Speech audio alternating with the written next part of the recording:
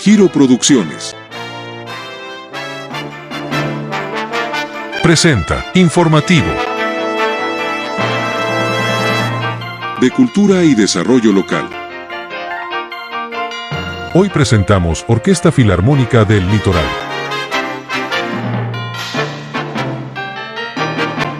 En concierto, San Antonio Vivaldi, de puerto a puerto.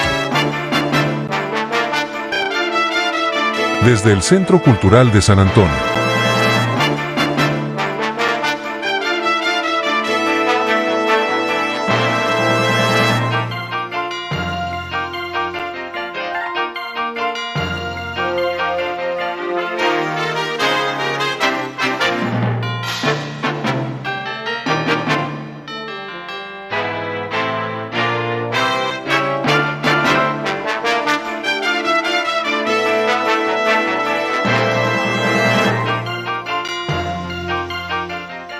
El Litoral es un conjunto que debutó hace poquito, hace algunos meses, en enero de este año. Luego volvieron a presentarse en el mes de abril y hoy tenemos la alegría de tenerlos acá en el Teatro del Centro Cultural. Así es que pido un gran aplauso para la Orquesta Filarmónica del Litoral, que va a estar sobre este escenario. Antes de dejarlos con la orquesta, quiero saludar a quienes nos acompañan en esta jornada, al concejal José Manuel Ibarra, de la Comisión de Cultura.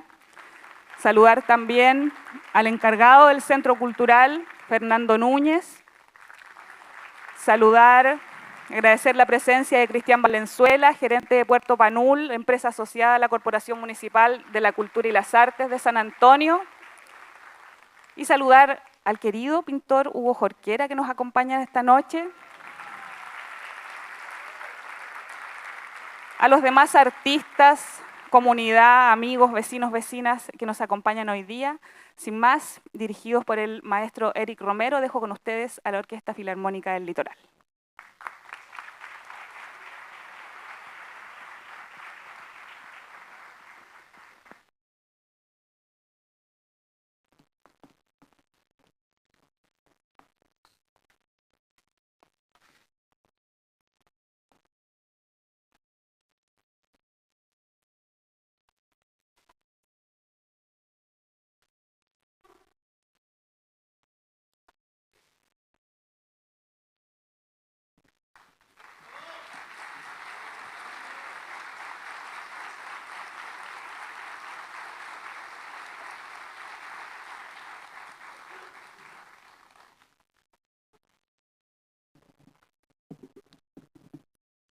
Muy buenas tardes a todas y a todos.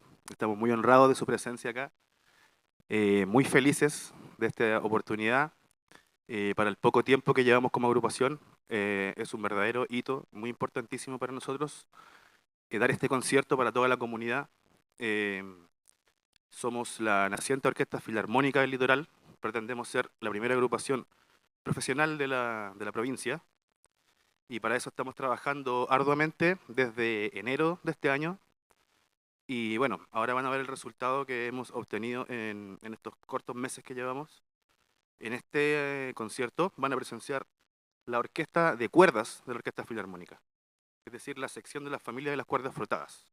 Tenemos por este lado los violines, que son los instrumentos más agudos. En general, todas las orquestas, todas las familias, se organizan como coros. Entonces, los coros tienen voces agudas y voces más graves.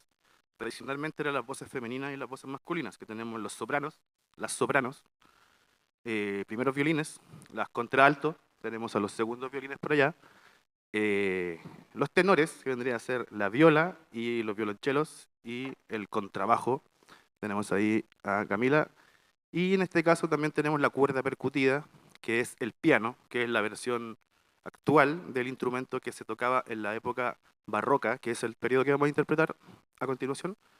En esa época se ocupaba el clavecín, es el precesor al piano, y el piano en realidad significa despacio. Se llamaban al principio piano forte porque la particularidad era que podían hacer matices, o sea, volúmenes. En cambio el clavecín sonaba siempre a un solo volumen. Aprovecho la ocasión de robarles unos minutitos de su atención para presentarme. Mi nombre es Eric Romero, Soy violinista de formación en el Conservatorio de la Universidad de Chile. Ahí me formé desde mi adolescencia y me deformé también en la juventud. ¿Por qué no decirlo? Hay que reconocerlo. Y bueno, he tenido un recorrido por el país tocando con orquestas profesionales, orquestas de cámara, orquestas sinfónicas, desde Antofagasta hasta Valdivia.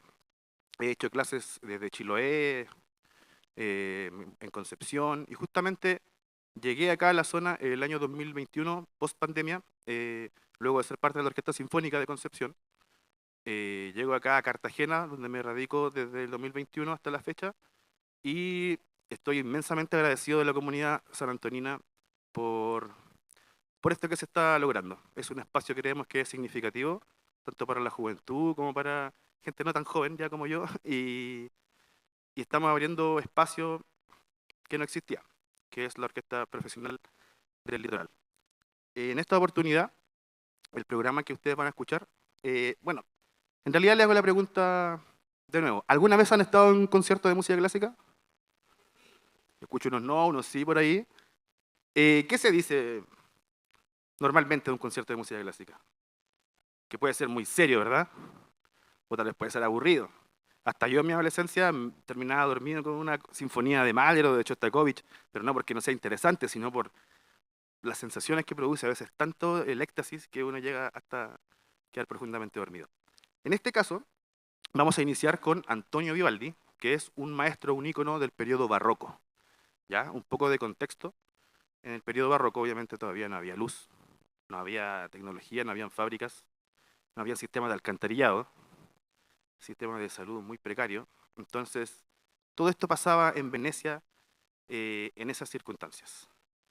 Lo que van a escuchar a continuación corresponde a 3 conciertos de la serie de conciertos de Antonio Vivaldi titulados L'Estro Armónico. Estos son 12 conciertos y fueron los primeros conciertos que fueron publicados, que se publicaron por editorial, por imprenta, en varios países de Europa, y fue muy conocido. Tanto así que el maestro, el dios de la música para nosotros, Johann Sebastian Bach, era muy fan de Vivaldi. Llegó a transcribir 6 de esos conciertos para los teclados que había en esa época, que podía ser clavecín o órgano.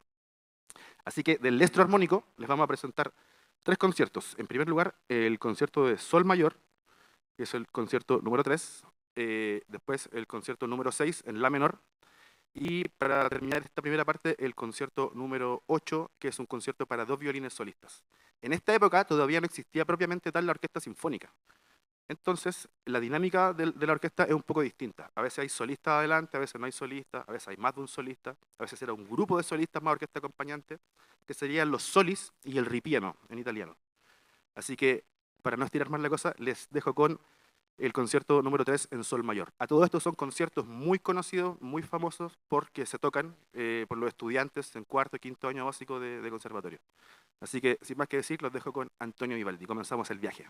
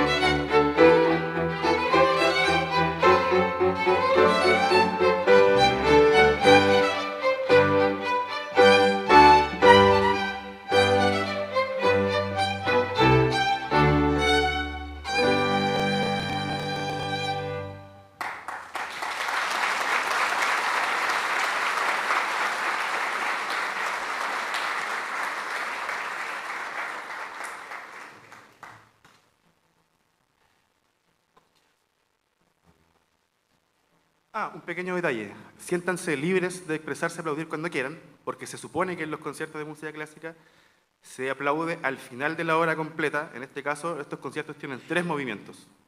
Tradicionalmente, como que se espera así muy pulcramente hasta el final para aplaudir, y ahí recién como expresar nuestro espíritu.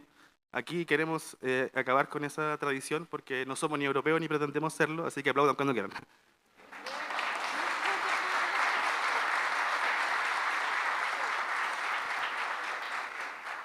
Excepto mientras estemos tocando.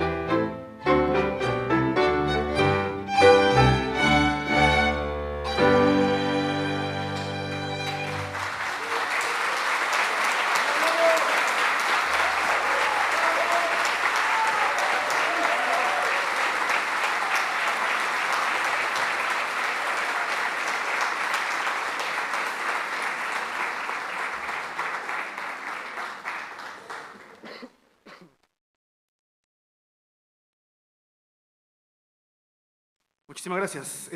¿Cómo lo están pasando? Ven que es divertido esto, sobre todo cuando uno está como contextualizado. Ayuda mucho el intermediario como a estar más inmerso realmente en el contenido de lo que están escuchando. El concierto que viene ahora, como les anunciaba, el número 6 del Electroarmónico, es un concierto muy especial para mí personalmente porque me marcó mucho mi pubertad, se podría decir, cuando lo estudié a los 13 años con la profesora Carmen Grusic. Ella fue una violista de la gloriosa escuela Jorge Peña Gen. Los músicos sabrán quién fue Jorge Peña Gen, una persona muy importante para Chile, demasiado importante incluso para Venezuela, una de las mentes gestoras del glorioso sistema de orquestas venezolano, que es un nivel increíble que alcanzaron. Profesores normalistas antiguos, era otra onda. Entonces, bueno, volviendo a Carmen Grusic, ella fue la profesora que me enseñó este concierto. Ella es una profesora que me estimaba demasiado y lamentablemente falleció hace un par de meses. Así que este concierto se lo voy a dedicar a ella. Y me pasó una cosa muy mágica que se la voy a confidenciar. Disculpe. Cuando... Un segundito.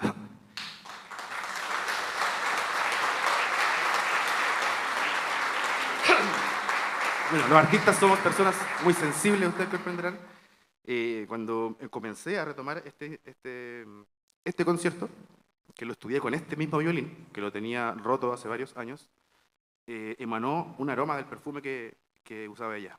Y eso me dejó loco, loco, loco.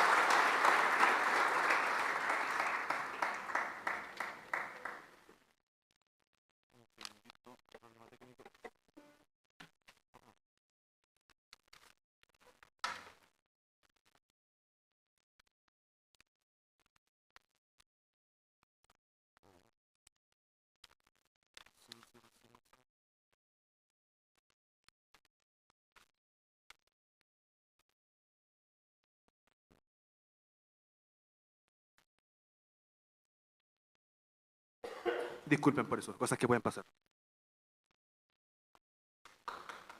Continuamos, muchas gracias. Como habrán podido apreciar, los conciertos barrocos, especialmente de Vivaldi, tienen un primer movimiento rápido, luego uno lento, bien melancólico, y luego ya termina con toda la carne a la parrilla. Vamos con el largo ahora, un movimiento lentito.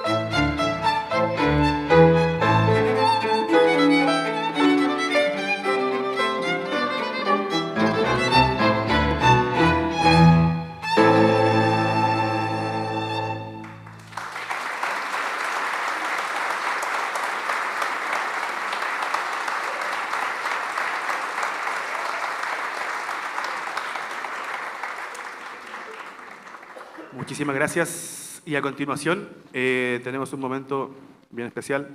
Queremos presentar a una joven promesa. Él es partícipe de la Orquesta Infanto Juvenil de acá de este mismo Centro Cultural.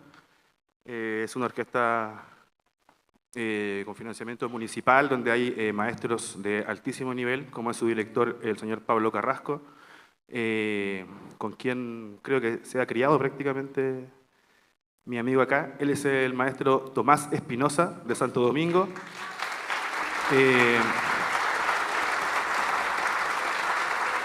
Como podrán ver, son bien variadas las edades aquí en la orquesta. Así que, representando a la juventud y la nueva generación, Tomás Espinosa en el concierto número 8, concierto para 2 violines, de Antonio Vivaldi.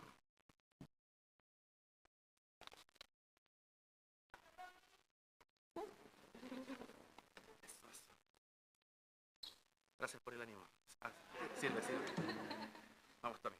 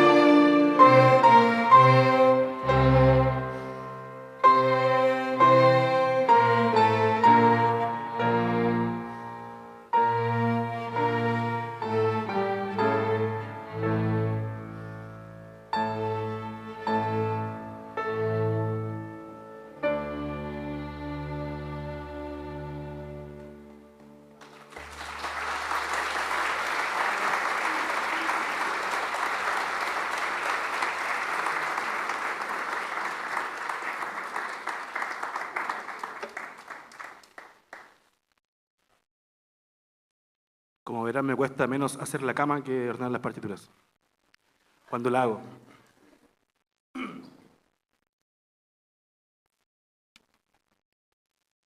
Con esto estamos llegando al final de la primera parte, del puerto de Venecia, y ya vienen más cositas divertidas.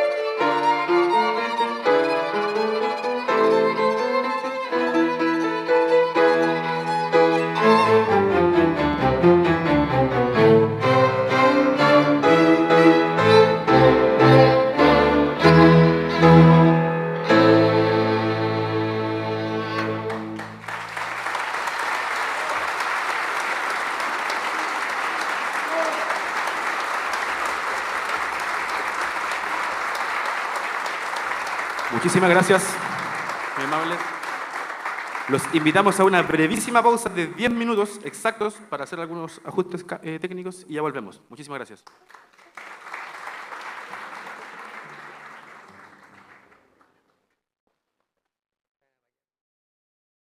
Contarles que estamos en Instagram, nos pueden seguir como e.sinfónico San Antonio, ya que, bueno, haciendo un poquito de historia del cómo nos conformamos, esto comenzó en el año 2024 como un ensamble sinfónico, o sea, como una agrupación de cámara. Los grupos de cámaras de la música clásica son grupos más reducidos para tocar en espacios más pequeños, pequeños salones. Así que luego de presentarnos en el Patio Ferreiro en enero del 2025 en Cartagena, hicimos un concierto debut del ensamble. Ahí pudimos presentar un repertorio bastante variado. Entre esos repertorios estaba música de Astor Piazzolla, que es un compositor muy querido por los músicos clásicos, porque él realizó un trabajo bastante profundo, bastante amplio en general. Piazzolla fue arreglador, produjo discos, fue productor musical en Nueva York, incluso en un momento, produjo discos de ranchera, produjo hasta incluso a Los Panchos, produjo música que uno ni se imagina, hizo música para cine, música para ballet, tiene una operita en 2 actos, y él partió tocando tango, Los Burdeles, al igual que don Roberto Parra, en el mundo bohemio de ese tango efervescente de aquellos años. Piazzolla se inició en el bandoneón con la orquesta de Aníbal Troilo, pero él renegaba un poquito de la música de tango, encontraba que era un poquito, quizás la palabra es un poco fuerte, era un poco mediocre el ambiente, musicalmente hablando, y se empezó a aburrir todos los años, subirse a las tablas, a los escenarios, del ambiente también nocturno, muy desgastante. Encontraba que tocar siempre lo mismo, 1 año, 2 años, ya lo empezó a aburrir y se puso a estudiar composición clásica con el maestro Alberto Ginastera, también argentino, con el cual luego de unos 5 o 6 años de estudio particular logra ganar la beca del Mozarteum Argentina para ir a estudiar al Conservatorio de París, importantísimo conservatorio, sobre todo para los compositores, fue de donde salió Mauricio Ravel, por ejemplo, y él estudió con la maestra Nadia Boulanger, que fue la maestra prácticamente de la banda sonora del siglo XXI, fue la profesora de Quincy Jones, de Gillespie, de Piazzolla, de Aaron Copland, de músicos increíbles para el siglo XX. Piazzolla, cuando llegó a estudiar al Conservatorio de París, llegó muy tímido, muy latino, muy tercermundista, se sentó al piano, siempre las clases de composición son frente a un piano, y la maestra le pregunta, bueno, ¿usted qué hace en Argentina? ¿A qué se dedica? ¿Tiene familia? ¿Tiene hijos? Es un buen hombre en el fondo, y Piazzolla todo tímido, no quería contarle para nada que él venía del mundo nocturno, de un mundo medio prostibulero, por así decirlo.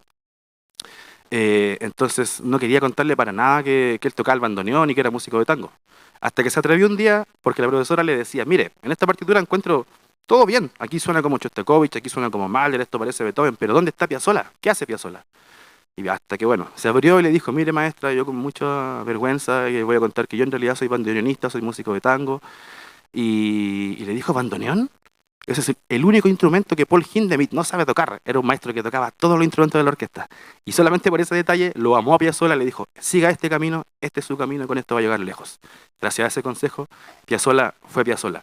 Volvió a Buenos Aires, armó su octeto a Buenos Aires y, bueno, empezó a dar una batalla increíble porque era una música muy, muy moderna para la época. De Astor Piazzolla lo voy a dejar con el título del disco más psicodélico que tiene, de los años 70, Libertango. Es un tango bastante yacero, se podría decir, con su típica base 3-3-2. Espero que lo disfruten. Libertango.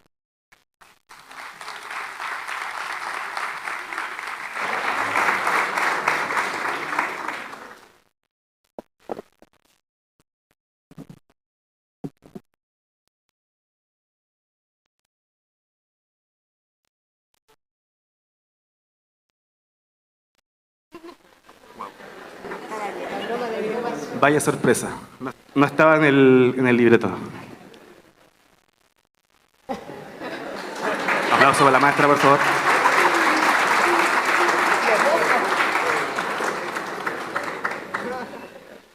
Bueno, aprovecho el entusiasmo y la alegría para presentar a algunos músicos que más adelante van a pasar aquí más cerquita de ustedes para una cosa muy, muy importante.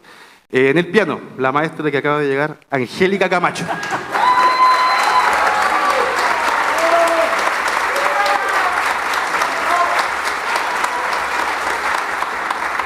En el contrabajo tenemos a la querida y conocida artista local Camila Enríquez.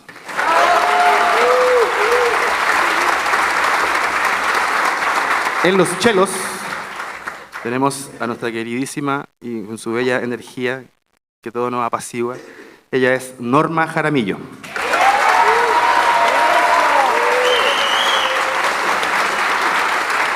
Bueno, y continuando con el espectáculo... No, mentira. En el otro chelo Tenemos a nuestro maestro también oriundo de Santo Domingo y actualmente está cursando el último año de universidad en Estados Unidos en el violonchelo.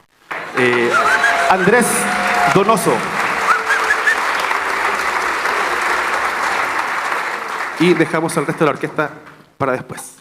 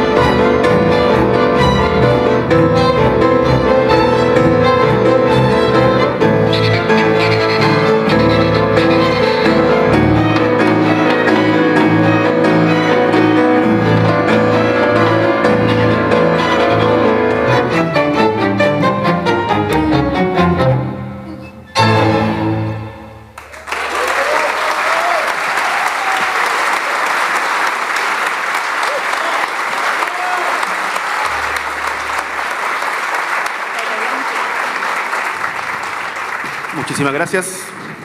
Continuamos en el puerto de Buenos Aires, Puerto Maderos.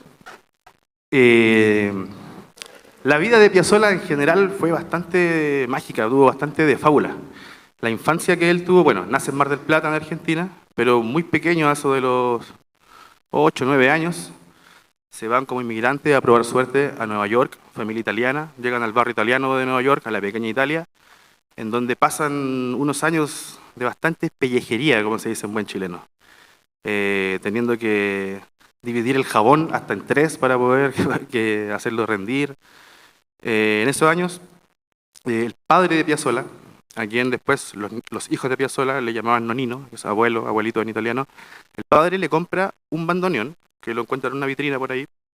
El padre de Piazzolla era fanático del tango, se ponía a escuchar sus vinilos en Nueva York y lloraba su Buenos Aires, querido, hasta que le regala a Piazzolla un bandoneón, sin imaginarse que Carlos Gardel, el zorzal criollo, iba a andar por Nueva York grabando justamente la película El día que me quieras. A lo cual el papá de Piazzolla, Nonino, le talla un gaucho en madera para que Piazzolla se lo vaya a entregar al hotel donde se estaba alojando Gardel con Lepera. Entonces ocurre toda una anécdota ahí bastante simpática donde Piazzolla hablaba poquísimo español, era un gringuito, y les costó hacerle entender que iba con un regalo de su padre. Así que, bueno, cuando entienden, Gardel lo hace pasar y lo invita a participar de la película El día que me quieras. Si ustedes ven la película El día que me quieras, hay una escena donde están persiguiendo a un bandido y aparece un canillita, un vendedor de diarios, un niñito chico. Ese era Piazzolla, no era enano, estaba muy chiquitito, era niño. Bueno, eso lo dice él, eso lo dice él en su defensa en las entrevistas. Así que, bueno, esta canción está dedicada a quien realmente hizo que Piazzolla fuera Piazzolla, que fue su padre. Adiós Nonino, para todos ustedes.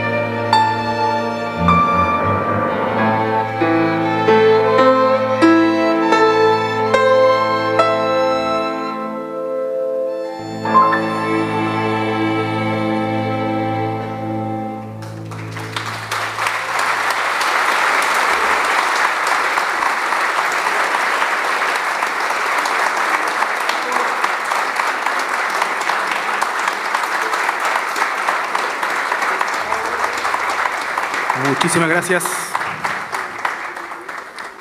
Bien, y llegamos a uno de los momentos más especiales de la noche, porque como les contaba, cuando debutamos con el quinteto en el Patio Ferreiro, nos fue a ver un artista de acá de la zona, un maestro, que sin duda va a pasar a ser un prócer de su disciplina. Me refiero al nominado Premio Nacional de Arte 2023, don Huguito Jorquera, quien en esa oportunidad se nos acercó de manera muy generosa, muy característico en él, una persona muy daditativa, y él se ofreció a darnos una inyección de energía y de motivación a este proyecto con un hermoso regalo que nos tiene hoy preparado y que queremos hacer la entrega oficial ahora en este momento y frente a todos ustedes. Así que dejamos en este escenario al maestro pintor don Huguito Jorquera. Véngale nomás. Venga don Hugo con confianza, que a esta hora no muerdo.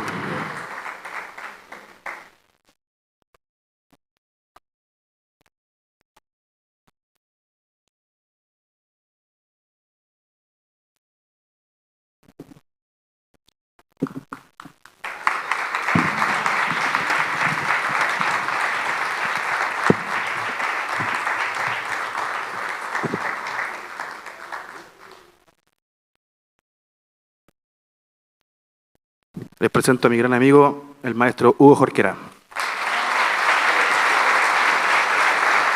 ¿Nos quiere entregar algunas palabras? Lo que salga de su corazón, maestro. Sí, por supuesto. Ahí, ve. Le quedo obediente.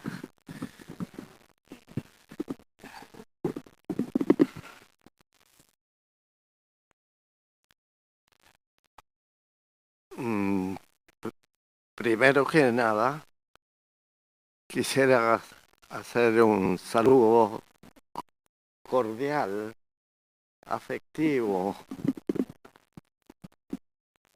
de mis mejores deseos para todos ustedes que están en este momento, en este escenario. Y es porque a mí me conmueve mucho la música. Y a veces me he preguntado, algunos años atrás, ¿por qué la música me emociona tanto? Y descubro que cuando yo era pequeño no podía entender lo que era la música. No la podía procesar. Sentía que era algo como mágico, pero que no sabía yo cómo acercarme a ella. Y pasaron los años y me tuve que ir al extranjero.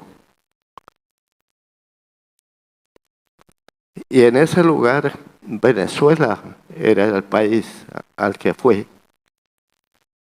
Me encontré con algunos amigos, gente que estaba en la misma situación que yo, tratando de hacerse un espacio en un país tropical, bellísimo en ese tiempo.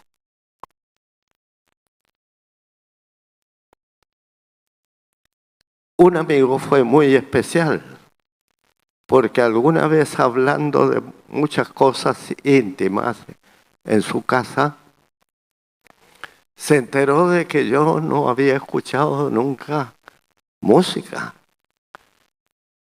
Me preguntó, ¿y tú no sabes lo que es un concierto? ¿Eso no te dice nada? No. ¿Sabes lo que es una sinfonía? No. ¿Sabes de aquello que llaman música clásica? No. Y estos no eran como extraordinarios. porque yo en ese tiempo tenía 35 años. De manera que no estaba en mi experiencia personal. La música era como una excentricidad, una indiferencia, ¿no? Entonces él me dijo, vamos a corregir esto. Yo tengo un departamento aquí en la ciudad en la que todo está adecuado para escuchar música. Yo soy violinista, me dijo. ¿Cómo usted?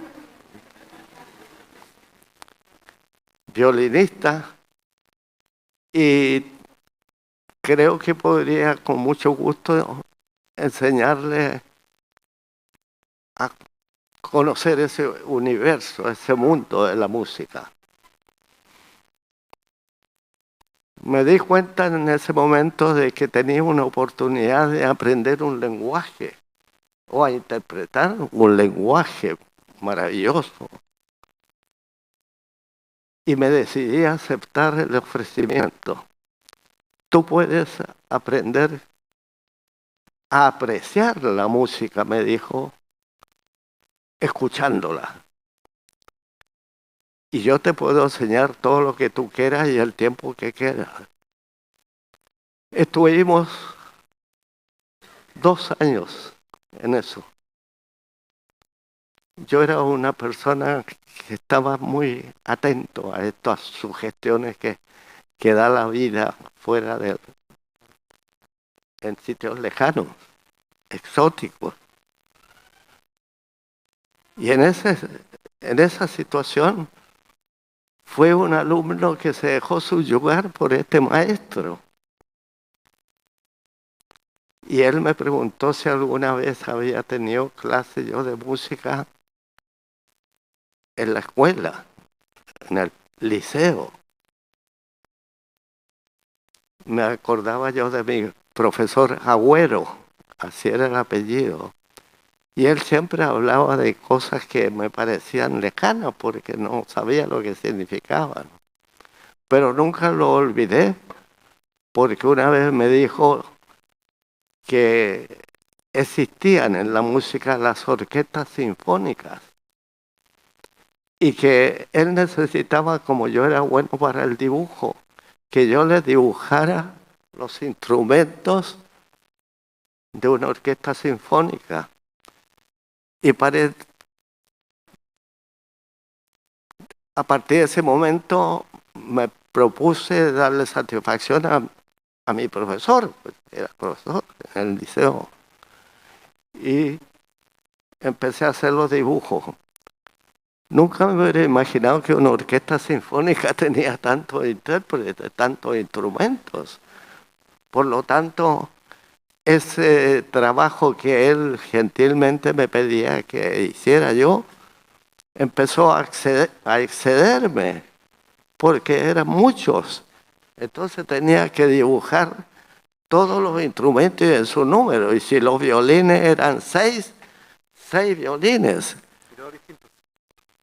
Todos distintos. Oh. Me acordaba del profesor Agüero, eso sí. Así lo tenía como un recuerdo de mi adolescencia. Y le dije que sí, era un buen hombre, pero me había dado ese trabajo, pero no me había enseñado a apreciar la música. Y como mi amigo me dijo, vamos a corregir eso que te pasa en la vida, porque no se puede vivir sin música.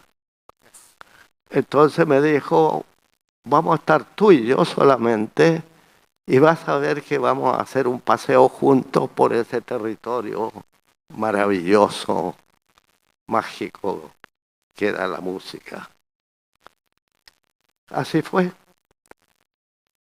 Les debo confesar a ustedes, así como se confiesa a los buenos amigos Soto Bosch, despacito, que empezamos la clase y él sacaba una botella de ron, estábamos en el trópico, y le decía, por si no te logras entusiasmar rápido, un ron hace milagro.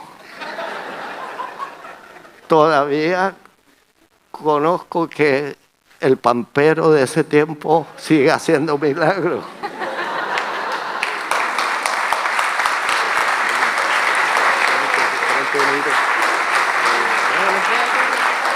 Ya, termino.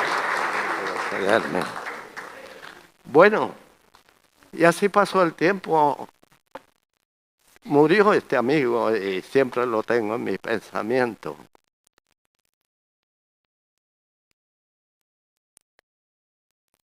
Me encontré hace poco viviendo en Cartagena, a 15 años, asistí a un centro cultural donde se hacía un evento cultural de carácter musical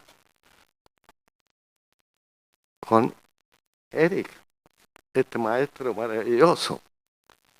Y yo estaba como que mirando aquello, sentado en un espacio donde habían otra gente, escuchando la música que él dirigía, me fui posesionando de eso como que si hubiese vuelto a revivir a ese profesor.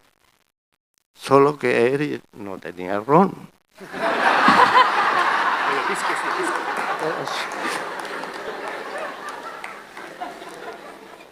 Fue, sí. Y entonces, de pronto empezó a brotar en mí aquello que brota con tanta facilidad en los artistas, en la gente que vive por esta especie de dimensión mágica que nos proporciona el arte. Las lágrimas afloran con facilidad, pues es tan lindo emocionarse por una obra cualquiera. Así me pasó.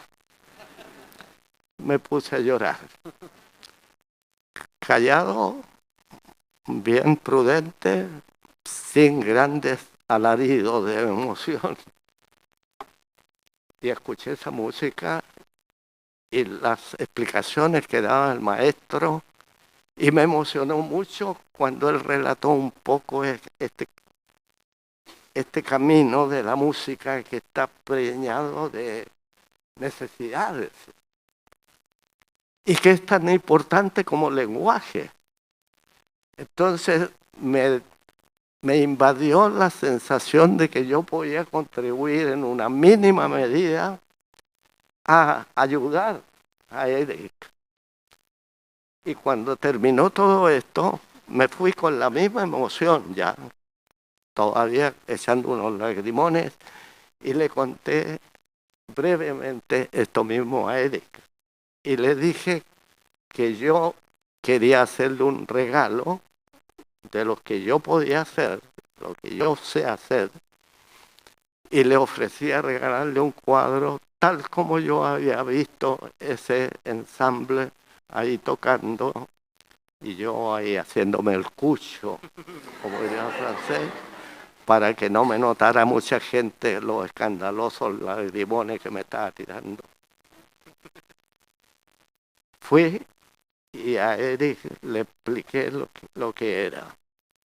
Y producto de eso se inició como un intercambio así de afecto y de capacidades y de posibilidades de vivir la vida plena a través del arte.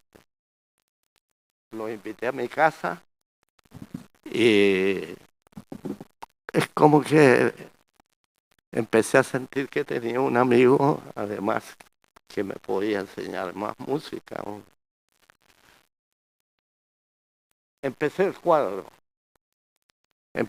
cuadro que le prometí a Eric y tuve que hacer un pequeño viaje hace poco y me comprometí a que a la vuelta lo tendría hecho tal como lo había comprometido.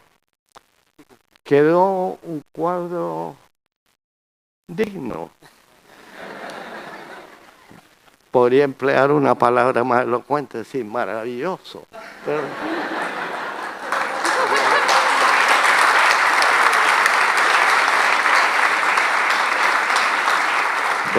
Es bien soberbio, don Hugo, ¿eh? Y en este trámite, sí, fui y pensé, ¿cómo hacer para ver que este sentimiento de solidaridad que debemos practicar los artistas, y los artistas ser muy generosos con la gente que no lo es, porque el arte apoya, el arte consuela, el arte te da una herramienta y un lenguaje para expresar el profundo dolor que puedes tener. Entonces, me acordé de que tengo un amigo aquí que conozco en los años recientes, los últimos 10 años, diría, y él es muy talentoso. Él es dibujante, pintor, artista, y yo lo conocí en este mismo lugar hace 8 años.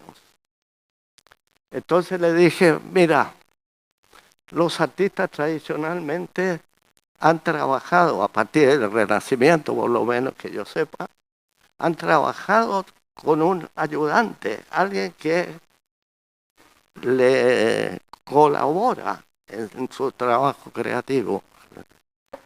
Y entonces dije, si eso es del 1500 hasta ahora y siempre ha seguido habiendo esa relación tan fructífera entre un creador y un ayudante, que le planteé a este amigo, te ofrezco, tengo que hacer un cuadro para Eric y el ensamble, y si tú me ayudaras, tengo más seguridad de que voy a hacer un buen cuadro. Y él le dije, como todo trabajo, según lo que dicta la buena salud y la honradez, debe pagarse, te ofrezco pagarte por ese trabajo lo que sea necesario. Y él me dijo una respuesta maravillosa, obviamente. Don Hugo, yo ya estoy pagado con trabajar al lado suyo. No me pague. No me pague.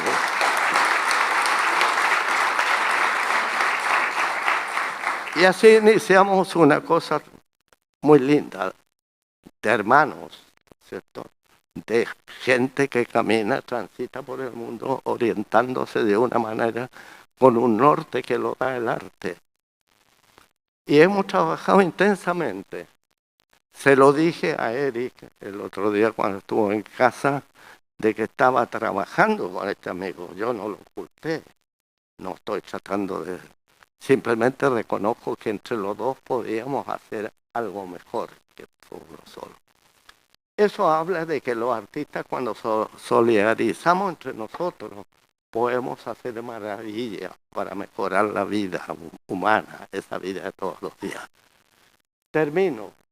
Hemos terminado el cuadro ya hoy día. Lo empezamos hace un mes y hemos trabajado horas diarias, muy contentos. Y ahora entonces lo traje gracias a una idea magnífica de Eric, como siempre, y estas bellas personas que me acompañan. Lo trajimos, me lo sugirió Eric, me pareció también un regalo, Eric, de poder estar con esta gente tan hermosa y en algo tan fácil de recordar, estoy seguro, para el futuro. Así que no les pido indulgencia frente al cuadro. Les debo decir que no tengo ningún problema para reconocer, porque tengo 85 años, en 85 años que no se hace un buen pintor, es como un médico que 85 años practicando no haga nunca una operación. Entonces, me reconozco que yo trabajo en mi trabajo de pintor responsable y consentido. Y ese trabajo honrado, responsable y consentido lo dedico ahora al ensamble musical y es el regalo que le quería hacer. Gracias. Gracias. Muchas gracias por todo. Una excitación. Vale, vale. Pero bueno, cuenta siempre conmigo de partida, por eso llegamos a celebrar esto en casa con el tiempo.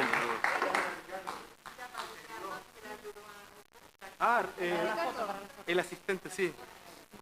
Aquí está el ayudante, Ricardo. Ah, aquí está, pues, Ricardo.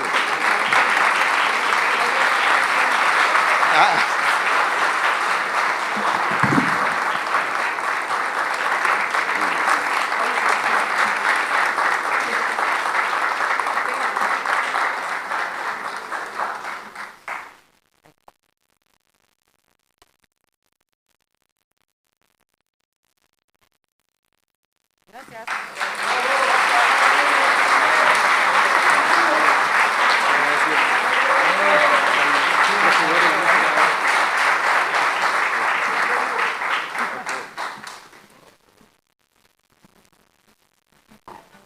Más fuerte el aplauso para Don Hugo, por favor.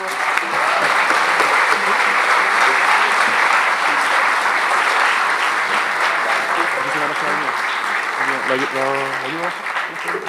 ¿Sí? ¿Está bien?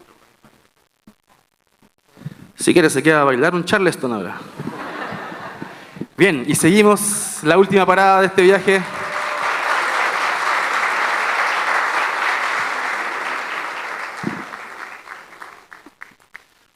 Puros maestros nomás por acá. Bien, llegamos a la parte final del concierto y llegó el crucero a nuestro puerto. Música bohemia de las noches de oro de San Antonio. Esto es del maestro Roberto Parra, maestro local de la gran familia Parra. ¿Qué decir de Roberto Parra? Fue prácticamente el alma, creadora, compositor de la época. Roberto Parra trajo un ritmo a nuestro puerto que posteriormente lo denominó el jazz huachaca. ¿Alguien ubica el jazz huachaca? El jazz huachaca es producto de cuando los hermanitos Parra viajaron por Europa, en París, conocieron el Hot Club de Jazz Swing, donde tocaba Django Reinhardt con el maestro violinista Stefan Grappelli. Y ahí los hermanos Parra vieron esta música, wow, ¿qué está pasando acá? Claro, porque venía llegando el Dixieland, el jazz, directamente desde New Orleans o de Nueva York. Estaba recién entrando el jazz fuertemente a Europa. Y claro, estos chicos tocaban, eran músicos gitanos franceses y tocaban el musette, que era el ritmo de moda, era el reggaetón parisino de la época. Y bueno, cuando escucharon a estos maestros del jazz, del hot swing, que estaban fusionando la música gitana europea con el jazz, quedaron pero peinados para atrás, bueno, porque se peinaban con gomina de hecho. Y cuando volvieron a Chile, quisieron imitar a Django Reinhardt con Grappelli y lo que les salió, ellos cuentan, fue el jazz huachaca. Así que para finalizar los dejamos con Roberto Parra, con esta canción popularizada también desde que, bueno, yo era chico, tengo recuerdo de esta canción por los tres, en la Jane Fonda. ¿Quién es la que viene allí?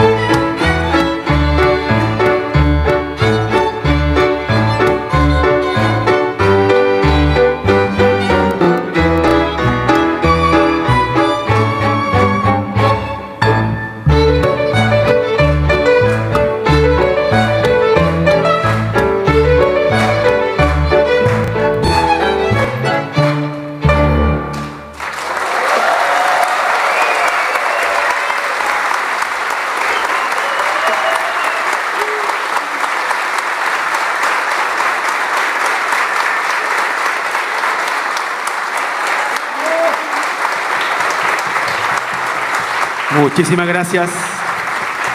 Esperemos volver a vernos pronto. Esto es la Orquesta Filarmónica del Litoral. Esto recién comienza, muchachos. Y nos despedimos con el último temita. Esto no es exactamente de Roberto Parra, pero Roberto Parra fue quien la hizo famosa. Este es de un compositor antofagastino, si no recuerdo mal. Ahí les dejo de tarea cómo se llamaba. Se me fue el nombre. Pero Roberto Parra la hizo muy famosa, me refiero a la querida canción En Mejillones. Ah, tenía toda la razón, muchas gracias. Antes de que la embarrara, me faltaba presentar a la otra mitad de la orquesta. En violines 1 tenemos a Tomás Espinosa, gran valor juvenil, me cae la orquesta del Centro Cultural. Tenemos a Isis Montilla, nuestra compañera desde Venezuela.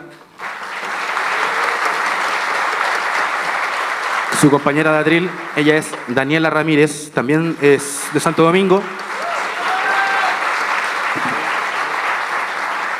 En los segundos violines tenemos a la maestra Paola Álvarez. Su compañera Anita Córdoba. En el segundo atril tenemos a Rocío González.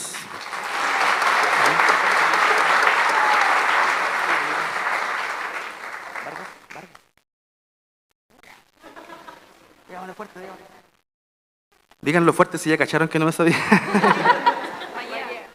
Milka Mayea.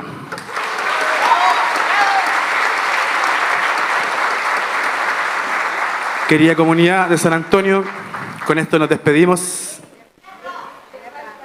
¿Falta alguien? De Santo Domingo también. ¿Cómo se llama tu? ¿Del convento? Directamente del convento. Se quitó el hábito esta vez. Ezra.